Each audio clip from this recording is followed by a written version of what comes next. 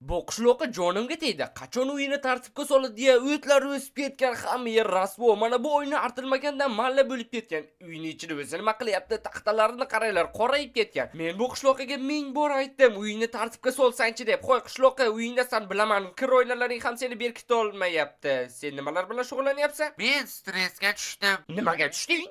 Sen tushunmaysan baribir. Qishloqqa qo'ysangchi, sen shunchaki kublar jangida yutqazganingni ko'tara olmayapsan. Sen undan ko'ra mana bu kubingni olib tashla. Men 100 yil oldin olib tashlaganman. Deyarli olib tashlaganman. Sening oldingda meniki top toza. Qachon bu kubni olib tashlaysan? Qancha payt u meni ko'zlarimni o'rtab quyoshda to'sib turadi?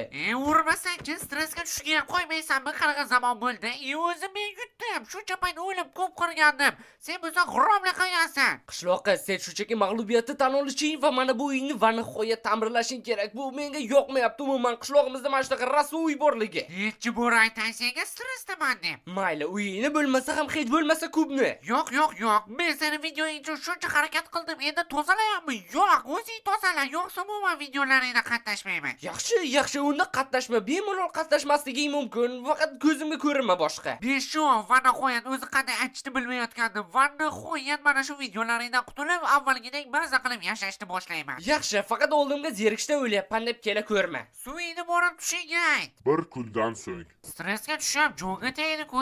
Odatda bu vaqtda video olayotgan bo'lardik. Obbo, zerikib ketdim. Lekin hozir borib kechirim so'rash ham bo'lmaydi. Kechirim so'rashni yomon ko'raman. Menga qandaydir reja kerak. O'zim ham savdo quruvchisam, hammasi avvalgidek bo'lsa. Bo'ldi, endi g'oyani amalga oshirish qoldi. O'zi birinchi bo'lib gap boshlaydi hozir. Balki va nihoyat nima qilayotganingni aytarsan. Birinchi bo'lib gapirdik-ku, oxiri. Shunchaki bu qilayotgan ishlaring meni hayotimga ham aloqador. Mayli, shunchalik qiziq ekan aytaman. Qishloqni ikkiga bo'lyapman. Yarmi senga, yarmi menga.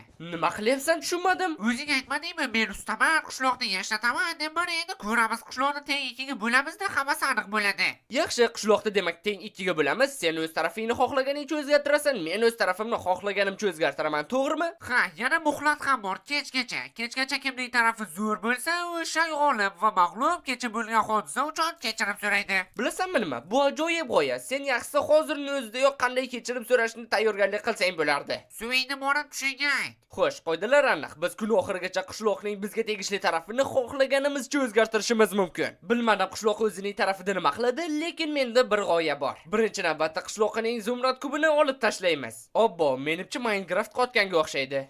Mana muammo ham bittaga kamaydi. Albatta birinchi navbatda qishloqdagi mana bu eski toshlarni hammasini yangi g'ishli toshlarga almashtirib chiqaman. Menimcha shu ancha yaxshiroq ko'rinyapti. Toshlarni almashtirib bo'lganim zahoti taxtalarni ham almashtiraman. Qiziq, mana bu quduq teng ikkiga bo'lingan, to'g'rimi? Bundan chiqdi quduqning yarmi qishloqqa tegishli. Video oxirida ko'ramiz kimning tarafi yaxshiroq bo'ladi. Lekin hozircha u o'zining qudug'iga hech qanday o'zgartirishlar kiritmagan.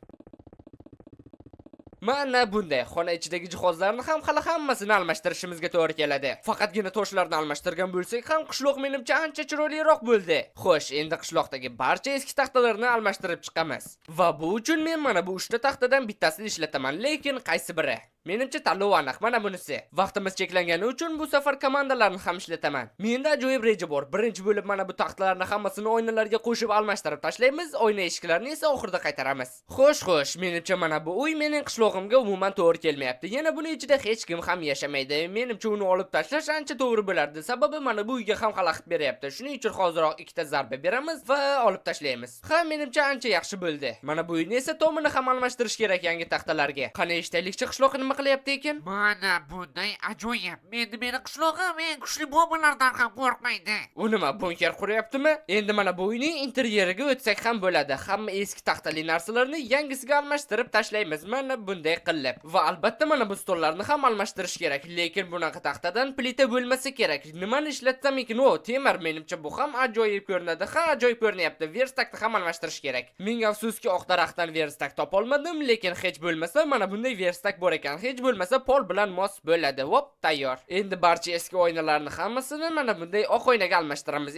Mana bu qolib ketibdi-ku. Buni ham albatta to'g'rilashimiz kerak. Ajoyib. Bu uy bilan menimcha butunlay tugatdik va hammasi zo'r ko'rinyapti. Faqat eshik ham qo'ysak tayyor. Mana bu kichik uychalarga ham endi bemalol oynalarni qaytarsak bo'ladi. Mana bu yerga esa eshikni. Qishloq borgan sari yaxshilashib boryapti. Hammasi ajoyib. Faqat mana bu taxtalarda o'rniga nima qo'ysam ekan? Bu unchalik ham to'g'ri kelmayapti. Boshqa narsa topish kerak. Agar hamma daraxtlarni mana bunga birlashtirsak, bu dahshatli ko'rinyapti. Men juda ham ko'p eksperimentlar o'tkazdim va menimcha mana bu blokdan ko'ra yaxshiroq mos keladigani yo'q. Bu ham ideal emas, lekin mayli teshib chiqmaydi. Eski to'siqlarni esa yangi qayindan qilingan to'siqlarga almashtiramiz. Tomorqalar chetidagi taxtalarga esa mana bu blok menimcha shunchaki ideal tarzda mos keladi. Sezib turganingizdek mening qishlog'im oppoq qishloqqa aylanyapti. Bu yana nimasi bo'ldi? Qishloq u yerda nimalar bilan shug'ullanyapti? Qishloqdagi hozirgi yo'lakchilar shunchaki tuproqning ustidan ko'p yurishdan paydo bo'lib qolgan va bu shunchaki sharmandalik. Buni hammasini yaxshi zo'riga almashtirish shart. Endi mening qishlog'imda shunchaki yurish ham yoqimliroq bo'ladi. Hech bo'lmasa oyoq chang bo'lib ketmaydi. Ajoyib, bu hattoki men o'ylaganimdan ham yaxshiroq ko'rinyapti. Endi faqat mana bu bir qatorchalarni ham to'g'irlash kerak. Bu ham mening qishlog'imga kiradi-ku baribir, to'g'rimi? Bo'ldi, toshli yo'laklarni o'rnatib bo'ldim. Mana bu yana nima bo'ldi? Qishlog'iga nima bo'lyapti axir? Nima u 80-yillarga qaytib qoldimi? Nima uni tarafidan rang o'chib ketdimi yoki? Menimcha tomorqadagi ekinlarni ham almashtirishimiz kerak. Men aynan mana bunday oq o'simlik topdim. Agar bu o'sganda oppoq bo'lsa, ajoyib. Hamma yo'g'iga mana shuni ekaman. Bu nima bilmadim, lekin oq demak bizga to'g'ri keladi. Biz yaratayotgan oppoqqina qishloq uchun bu aynan mos keladi. Faqat yana hammasini o'stirib chiqish kerak. Mana bunday qilib tayyor. Xo'sh, endi qishloqqa nima yetishmayotganligini o'ylashimiz kerak. Endi kichik dekoratsiyalar bilan shug'ullanamiz. Mana bunga o'xshagan gulxan, faqat oldidan ham o'tlarni olib tashlash kerak, yo'qsa yong'in bo'lishi mumkin. Bu esa hazil emas, qishloqsiz qolsam qishloq yutadi. Gulxan oldida o'tirish uchun esa stollar qo'yamiz. Yo'q, bu juda ham dahshatli ko'rinyapti. O'tirib ham bo'lmas ekan. Mana bular boshqa gap. Menimcha mana bu ancha yaxshiroq ko'rinyapti. O'tirsa ham bo'ladi, bemalol olov oldida. Yana ora-sorada futbol ham o'ynab turishi mumkin. Shuning uchun qayergadir mana bu koptokni ham qo'yish kerak. Faqat toshning ustiga emas-da, masalan, mana bu yerga. Bo'ldi. Ko'chada ozgina mizg'ish uchun joy sifatida esa mana buni qo'yamiz. Faqat bu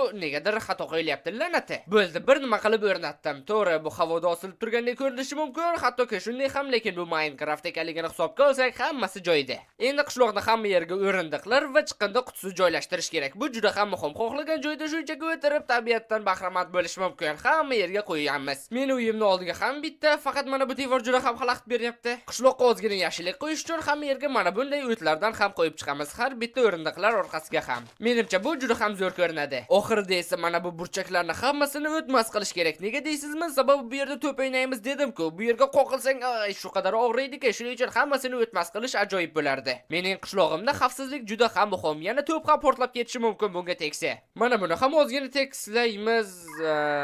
Sen bilan hammasi joyidami? Nima bo'ldi bu blokka? Mana tayyor. Mening qishlog'im butunlay tayyor bo'ldi. Endi bo'lsa qishlog'ini kutish qoldi va siz xohlasangiz izohlarga kim yutganini yozib qoldirishingiz mumkin. Kimning qishlog'i yaxshiroq bo'ldi? 1, 2, 3, devor yo'qmi?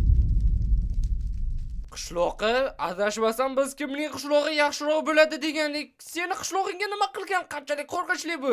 Yaxshi deganda faqat go'zallik tushuniladimi? Xavfsizlikchi, meni qishlog'imga yadroviy bombayda ikkita tushmaydimi? Ha, dahshatli. Kel, birinchi seni qishlog'ingni ko'ramiz. Mana buni ko'ryapsanmi? Nega diaritdan bilasanmi?